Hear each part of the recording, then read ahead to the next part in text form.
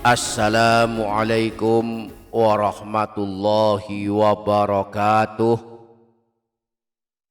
Bismillahirrahmanirrahim. Alhamdulillahi rabbil alamin. Allahumma sholli ala sayyidina Muhammad wa ala ali sayyidina Muhammad.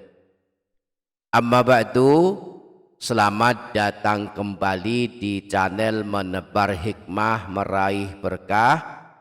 Para sahabat, sahkah ibadah sholat, baik sholat sunnah maupun sholat wajib, jika selalu membaca surah Qul di dalamnya? Sholat subuh habis membaca surah Al-Fatihah, baca Qul. Sholat zuhur juga begitu. Di semua waktu sholat habis baca surah Al-Fatihah langsung membaca surah Qul. Apakah hukumnya?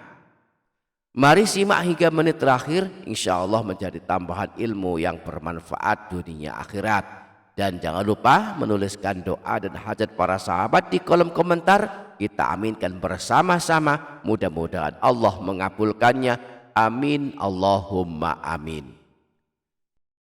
Para sahabat Menebar Hikmah Meraih Berkah channel, membaca surah-surah pilihan seperti surah-surah pendek, misalnya surah Qul setelah membaca surah Al-Fatihah di dalam ibadah sholat, hukumnya sunnah. Karena sunnah, maka tidak membaca pun sebenarnya tidak akan membatalkan ibadah sholat. Lalu bagaimana kalau membaca surah pilihan tapi semua sholat mulai subuh, zuhur, asar, maghrib dan isya surah pilihannya hanya surah Qul saja? Jawabannya juga boleh dan tetap mendapatkan pahala. Syekh Mustafa Al-Bugha dalam kitab Al-Fiqhul Manhaji menyebutkan, qiraatu syai'in minal Qur'ani ba'dal Fatihah wa tahaqqaqa sunnatu bi qiraati suratin minal Qur'an mahma qasirat au bi qiraati thalathati ayatin mutawaliyatin. Sunnah hukumnya membaca surah atau ayat dari Al-Quran setelah membaca surah Al-Fatihah.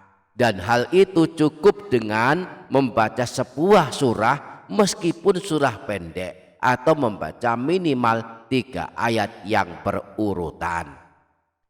Demikian pula Syekh Zainuddin Al-Malibari dalam kitab Fathul Mu'in, beliau menjelaskan sebagai berikut: wa sunnah ayatun fa'akthar wal aula thalathu ba'daha ay ba'dal Fatihah wa yahsulu aslu sunnati bitikrari suratin wahidatin fir rak'ataini wa bi'adatil fatihati illam yahfaz ghairaha.